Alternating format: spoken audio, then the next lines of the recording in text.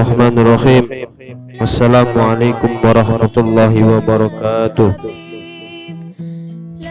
Kisah cicitnya Rasulullah Sallallahu Alaihi Wasallam, seorang alim ulama wanita yang bernama Nafisah, cucu daripada Hasan bin Ali, yang hidup penuh dalam ketaatan kepada Allah Subhanahu wa taala.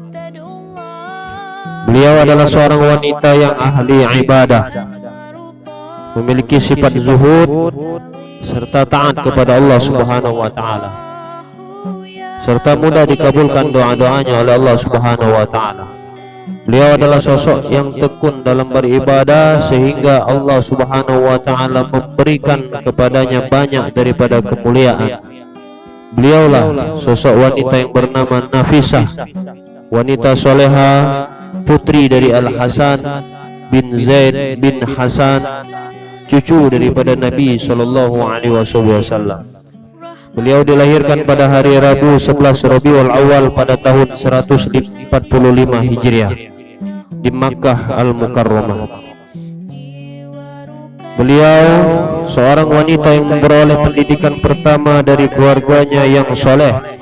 Di usia 8 tahun ia telah hafal Al-Quran.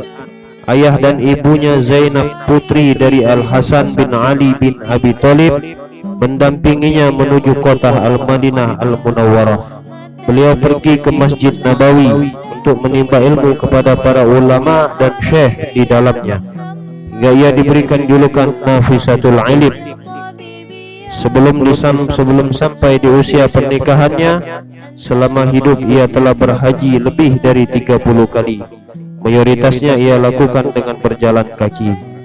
Nafisah menikah dengan Ishaq Al-Mu'tamin, putra dari Ja'far As-Shadiq radhiyallahu anhu, di bulan Rajab 161 Hijriah. Dengan pernikahan tersebut terkumpullah cahaya Al-Hasan dan Al-Husain, karena kakek dari Nafisah adalah Al-Hasan, sedangkan kakeknya Ishaq adalah Al-Mu'tamin adalah Al-Husain radhiyallahu anhu. Nafisah menghabiskan banyak waktunya di Masjid Nabawi. Ia pun menjadikan akhirat selalu berada di hadapan matanya. Banyak melaksanakan sholat malam dan membaca Al-Quran hingga ratusan kali. Zainab, keponakannya yang biasa membantu pekerjaan rumah Nafisah, menceritakan tentang kondisi Nafisah. Kata beliau, aku melayani bibiku Sayyidah Nafisah selama 40 tahun. Aku tidak pernah melihatnya tidur di malam hari dan tidak melihatnya tak berpuasa kecuali pada hari Id dan Tasyrik. Hingga aku bertanya kepadanya, apakah kamu tidak mengasihani dirimu sendiri, duhai bibiku?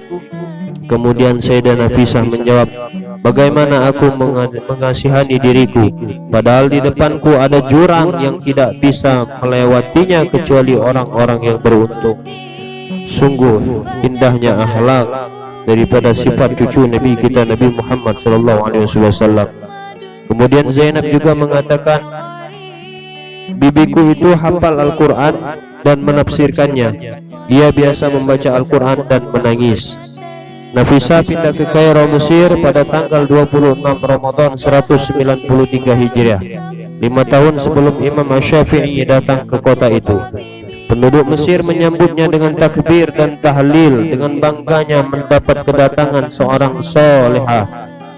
Mereka menyambutnya dan menimba ilmu darinya hingga waktunya menjadi penuh, hampir-hampir menghalanginya dari kebiasaan ibadah yang dia lakukan. Hingga suatu hari ia keluar menemui orang-orang. Aku sebenarnya telah berkeinginan untuk tinggal di tempat kalian ini, namun aku adalah seorang wanita yang lemah, kata Sayyidah Nafisah. Orang-orang sangat banyak berdatangan ke tempatku sehingga menyibukkan diriku dari zikir-zikir dan bekal akhiratku. Karena itu kerinduanku untuk kembali ke kota Madinah menjadi bertambah-tambah. Kemudian para manusia terkejut mendengar daripada ucapan Sayyidah Nafisah dan mencegah kendaraannya untuk pergi dari Kairo, Mesir. Mereka datang dengan jumlah ribuan. Bahkan penduduk seluruh kota berkumpul meminta pada suaminya agar tetap tinggal di antara mereka. Sampai akhirnya pemimpin kota Kairo Asari bin Al-Hakam bin Yusuf turun tangan. Ia memberikan sebuah rumah yang luas kepada Sayyidah Nafisah, kemudian membatasi 2 hari dalam sepekan untuk waktu berkunjung orang-orang pada Nafisah dalam rangka menuntut ilmu dan meminta nasihat. Untuk hari yang lain ia gunakan untuk beribadah pada Allah Subhanahu wa taala. Nafisah menerima usulan pemimpin Mesir. Ia pun ridho dan tetap tinggal di Mesir. Ketika Imam Syafi'i tinggal di Mesir, ia menjalin hubungan yang kuat dengan Sayyidah Nafisah. Beliau Imam Syafi'i adalah salah satu murid daripada Sayyidah Nafisah, dan Imam Syafi'i, Sayyidah Nafisah adalah merupakan guru daripada Al-Imam Syafi'i. Secara rutin ia mengunjunginya. Pada saat berada di perjalanan menuju halaqah ke Masjid Fistan dan di perjalanan pulang menuju rumahnya, dia biasa sholat tarawih di masjid yang digunakan Nafisah sholat. Ketika pergi menemuinya, Imam Syafi'i meminta padanya doa dan berwasiat agar Nafisah menyolatkan jenazahnya. Imam Syafi'i pun wafat. Jenazahnya lewat di rumah Nafisah pada tahun 204 Hijriah. Nafisah menyolatkannya untuk menunaikan wasiatnya. Nafisah menderita sakit yang semakin hari semakin bertambah berat, hingga mencapai puncaknya pada bulan Ramadan. Tabib atau dokter yang memeriksanya menganjurkan untuk berbuka puasa. Namun ia menjawab, alangkah mengherankan, sejak 30 tahun yang lalu aku berdoa kepada Allah Subhanahu wa taala agar bisa berjumpa dengannya dalam keadaan puasa. Apakah sekarang aku harus berbuka? Tidak bisa, kata Sayyidah Nafisah. Kemudian ia beristirahat dan membaca dengan khusyuk surah Al-An'am hingga sampai pada firman-Nya Allah Subhanahu wa taala, yaitu surah Al-An'am ayat 127. Ia pun tak sadarkan diri. Zainab keponakannya memeluknya. Ia mendengar Nafisah mengucapkan syahadat. Kemudian Nafisah wafat. Penduduk Mesir pun diselimuti duka mendalam saat mendengar wafatnya Sayyidah Nafisah.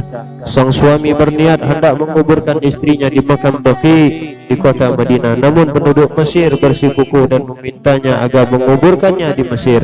Di hari pemakamannya, manusia penuh berdesak-desakan mengantarkannya jenazah daripada Sayyidah Nafisah, sosok yang alim, sosok cicit Rasulullah SAW, penerus daripada ajaran-ajaran baginda Nabi Muhammad SAW. Mudah-mudahan kita memiliki istri dan anak-anak wanita yang solehah layaknya seperti yang dicontohkan oleh Sayyidah Nafisah radhiyallahu anha. Allahumma salli wa sallim ala Sayyidina Muhammadin wa ala alihi wa sahbihi wasallam. Wassalamualaikum warahmatullahi wabarakatuh.